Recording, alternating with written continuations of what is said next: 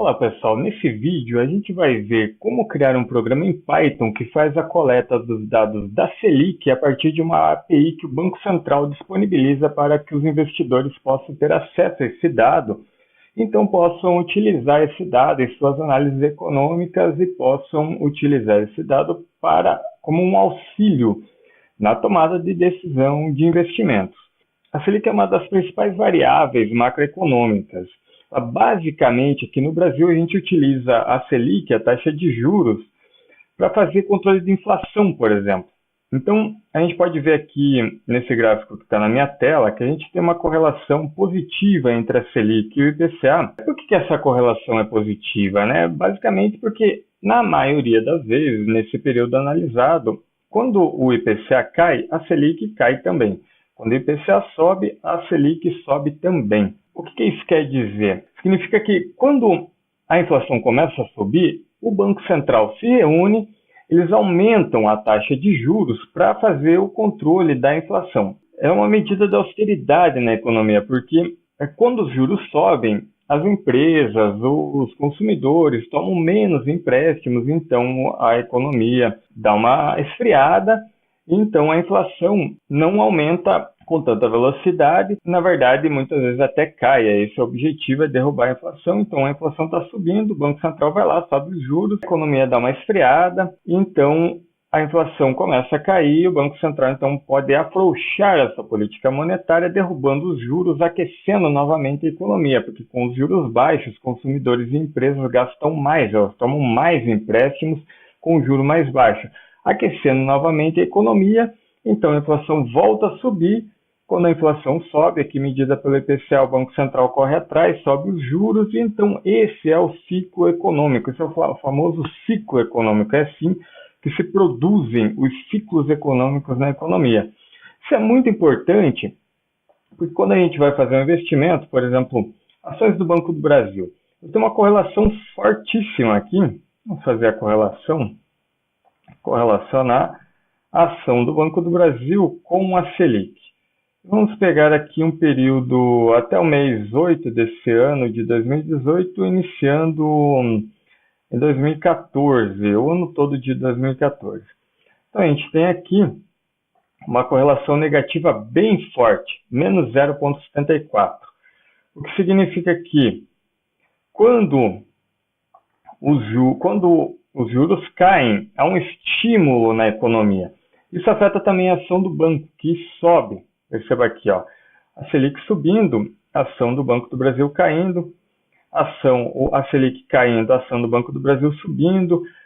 Algumas vezes, a gente pode ver aqui essa correlação não é perfeita, ela não é igual a 1, ela é igual a menos 0,74, ela não é igual a menos 1. Então vai acontecer em algumas vezes o contrário. Aconteceu algumas vezes ao contrário, da Selic estar subindo e a ação do Banco do Brasil subir também. Ok? Olha aqui, a Selic caindo e a ação do Banco do Brasil caindo também. Mas a correlação, a matemática, a estatística nos diz que na maioria das vezes, com uma maior intensidade, quando os juros sobem, o preço da ação cai. Quando os juros caem, o preço da ação sobe. Ok, pessoal? Mas enfim, independentemente, se vocês vão utilizar a ação para fazer uma análise macroeconômica, para fazer uma análise para tomada de decisão de investimentos, independente do objetivo, independentemente do seu objetivo, a gente vai mostrar nesse vídeo como criar um programa em Python para que a gente consiga carregar para a memória a Selic a partir de uma API que o Banco Central nos disponibiliza. Então a gente vai aprender a criar um menuzinho onde a gente clique na Selic e o gráfico da Selic seja gerado na tela. O Banco Central disponibiliza, através aqui do site dadosabertos.bcb.gov.br, uma série de dados econômicos que, inclusive, os diretores do Banco Central utilizam esses dados também para tomar a decisão dos caminhos da taxa de juros. Então, eles disponibilizam alguns desses dados para que o investidor, o analista, possa trabalhar com esses dados. Então, se a gente digitar aqui Selic, a gente vai ver que existe uma API em CSV aqui para a gente baixar os dados da Selic e incorporar nos programas em Python, em outras linguagens de programação, mas aqui o nosso foco é o Python. Então a gente vai aqui para visualizar, a gente vai ver que aqui tem um link, ok? Da API para fazer o download em formato CSV desse dado. Esse link a gente vai utilizar dentro do programa em Python. Então eu já criei aqui um programa vazio. Eu vou fazer aqui uma cópia das bibliotecas que eu estou utilizando nessa parte do meu programa de inteligência artificial. Lembrando que lá na frente, depois que os dados estão coletados, a gente pode querer fazer correlações, a gente também pode aplicar algoritmos de inteligência artificial em cima desses dados, em cima da Selic também. Então vamos voltar lá para o nosso programa e aqui eu tenho as bibliotecas que eu vou utilizar no meu programa. Talvez até tenha algumas aqui escritas que eu não vou utilizar, mas eu tenho certeza que dessa forma o programa vai funcionar. Então vamos deixar dessa maneira. Então, se a gente for lá no site ihack.com.br, no vídeo público 01, okay, nesse link que está aparecendo aqui na tela, a gente vai ver que tem um código-fonte para lá no primeiro vídeo, onde eu apresento essa série de vídeos, como que vai ser, como que a gente vai fazer coleta de dados, correlações, como que a gente vai fazer a inteligência artificial. E eu também deixei já aqui o código-fonte para uma interface gráfica, onde a gente vai colocar todo o nosso Big Data econômico. Onde você vai colocar todo o seu Big Data econômico, eu vou estar aqui apenas ajudando você a construir o seu próprio Big Data. Então simplesmente eu copiei aquele código que está lá na página ihack.com.br e coloquei aqui. Então se a gente tiver aqui, eu salvei, se a gente tiver aqui e executar esse código-fonte, a gente vai ver que ele vai disponibilizar aqui um ambiente gráfico, onde a gente vai ter aqui o menu coletar dados e PCA. Nesse momento, eu só imprimi na tela uma mensagem que essa opção do menu será utilizada para carregar o IPCA. Não é mais o IPCA, né, pessoal? Não nesse momento, a gente vai fazer outro vídeo que vai carregar o IPCA também, mas aqui é Selic, né? Então, essa opção do menu será utilizada para carregar a Selic, mas isso aqui a gente já pode retirar do código, é só impressão de dados. E aqui, na hora de chamar a função, a gente vai chamar de carrega Selic. O que esse código faz? Basicamente, ele vai imprimir aqui o menu, né, com uma função chamada IPCA, que agora a gente vai trocar para Selic. Então, quando alguém clicar nesse botão Selic, que vai estar embaixo do botão coletar dados, esse botão vai chamar a função carrega Selic, que é essa função aqui. E essa função vai fazer algumas coisas que a gente vai colocar aqui agora, embaixo da chamada da função. Então, eu vou voltar aqui no meu Big Data e vou copiar aqui. Eu vou fazer o download do dado, ok, pessoal? Lá da API do Banco Central. Vamos copiar o trecho do código, colar aqui. E eu estou chamando aqui a origem lá daquele link que está lá no site do Banco Central. A gente já vai ver o gráfico sendo gerado na tela. Então, essa função, eu imprimo uma mensagem, né? Eu sempre gosto de interagir com o usuário do sistema, então eu já escrevo aqui na tela que vai ser efetuado o download do arquivo e a gente vai fazer o download da origem, a partir dessa origem aqui, que é o site lá do Banco Central, e o arquivo que a gente vai salvar com o nome selic_bcb_api.csv. Então, nessa função aqui, eu passo a origem, a URL, onde está hospedado o arquivo, e então aqui eu coloco o nome desse arquivo, né? Então eu vou chamar de selic_bcb api.csv. Então se a gente der um ls aqui no meu diretório, a gente pode já apagar esse arquivo aqui. Então eu vou executar o código fonte lá, vamos executar. E vocês vão ver que esse arquivo vai aparecer aqui novamente. Perceba que o arquivo não está aqui. A partir do momento que eu venho aqui e faço o download do arquivo, está lá. Se a gente der um ls-l, vai estar aqui o arquivo baixado lá do Banco Central. Vamos ver o conteúdo desse arquivo. Ó. A gente já percebe que é um arquivo que tem a Selic diária, né? Então, todo dia útil o Banco Central disponibiliza e aqui a gente tem o valor da Selic. Um arquivo bem simples. Vamos começar a trabalhar com ele. Mas agora imagina que a gente vai utilizar esse programa diversas vezes por dia, né? Cada vez que eu clicar nesse botão coletar dados Selic, ele vai fazer o download do arquivo lá do site do Banco Central.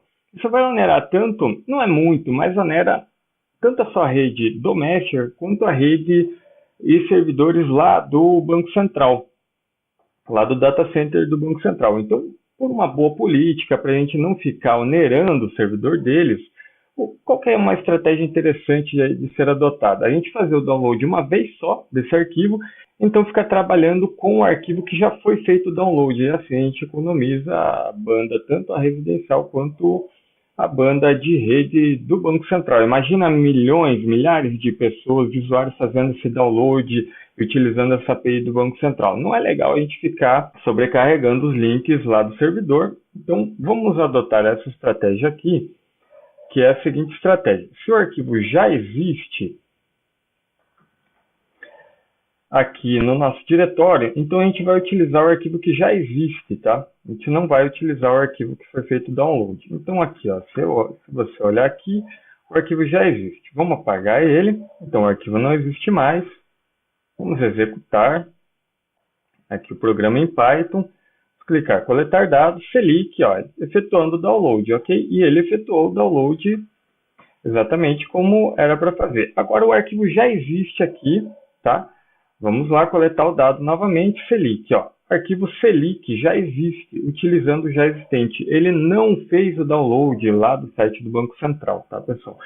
Isso é uma boa política, boas práticas, é importante na hora da programação, porque tudo está conectado, né, pessoal? A gente está conectando coisas, a gente está fazendo download de dados, a gente está fazendo upload de dados, a gente está fazendo análise. Os arquivos por si só, na IoT, na internet das coisas, estão trocando dados. Então é sempre importante a gente atuar com boas práticas, assim a gente não onera a infraestrutura de rede. Vamos voltar lá para o programa. E agora que a gente já tem o arquivo, vamos fazer o carregamento desses dados para dentro da memória no programa em Python. Vou copiar aqui o trecho de código que faz isso. É esse código aqui. Então, se eu já mandar ele printar aqui o dataframe da Selic, ele vai imprimir os dados que eu acabei de baixar lá do site do Banco Central. Então, vamos fechar aqui o programa. Eu vou explicar aqui essa instrução. A instrução pd.read. O que é PD? PD é um módulo do Python que vocês têm que instalar aí, é o Pandas. Ele fornece uma biblioteca que contém uma estrutura de dados chamada DataFrame. É uma das estruturas que eu mais utilizo, é como se fosse uma planilha mesmo, é uma tabela com colunas, com linhas, e ela fica da seguinte maneira, ó. Mais fácil do que falar, é eu mostrar aqui como é que fica. Olha lá, ó. Os dados que a gente baixou do Banco Central ficam dessa forma, ó. Tem dados desde 1986, né? Então vai indo, ele não imprime tudo, né? Então ele dá uma reticências aqui e volta para 2018, onde a taxa, a gente bem sabe, está em 6,4. Essa é a taxa publicada, a taxa real diária do Banco Central, não é aquela taxa teórica. Essa taxa real, ela obviamente acompanha a taxa teórica, né? Então essa aqui é a taxa real. Perceba aqui, ó, ele não fez o download do arquivo, ó. Ele está utilizando o arquivo já existente. Então aqui, ó, eu tenho a data e tenho o valor no meu dataframe. É para isso que serve aquela instrução. Tendo a instrução, agora basicamente a gente só precisa imprimir o gráfico na tela, né? Que a gente quer o gráfico. Então vamos pegar lá. Eu vou também imprimir essa mensagem. Não, essa mensagem não. Aqui, ó, eu vou dizer que, se a gente analisar aqui, ó, o campo valor, né, eu tenho o campo data e o campo valor. Então, eu vou plotar num gráfico o campo valor, tá aqui, ó, plot. A gente carregou aqui a biblioteca matplotlib. E eu vou colocar aqui a posição da legenda. Esse número aqui determina a posição onde a legenda vai ficar no gráfico. Eu estou dizendo que o meu eixo X eu vou chamar de date, vamos chamar no português de data. E aqui no meu eixo Y eu vou chamar de Selic. Ok? Vamos ver como é que fica isso. É só rodar o programa, coletar dados, Selic, no numeric data to plot. Está faltando alguma coisa aqui. Vamos ver aqui o que está faltando. Ok, pessoal. O Python aqui, pelo menos na versão que eu estou trabalhando, ele não aceita essa vírgula aqui. Ele separa as casas decimais com ponto. E para isso, a gente utiliza essa instrução aqui.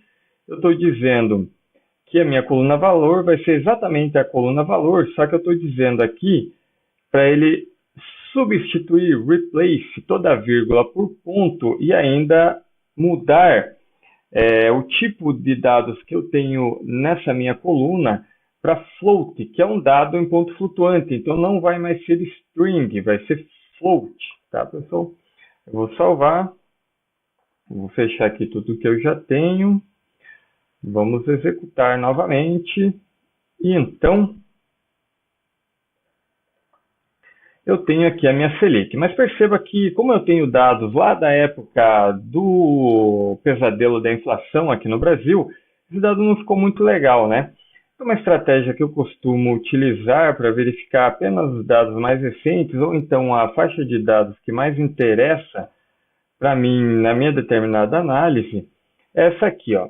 Eu coloco uma data inicial, uma data final, então eu corto os dados. Aqui a minha data inicial, eu vou iniciar no início de 2006 e vou colocar até agora recentemente o mês de agosto de 2018, tá? O dia 1º. Então eu vou dizer assim, ó, a minha Selic, o meu dataframe Selic vai ser o meu dataframe Selic.lock.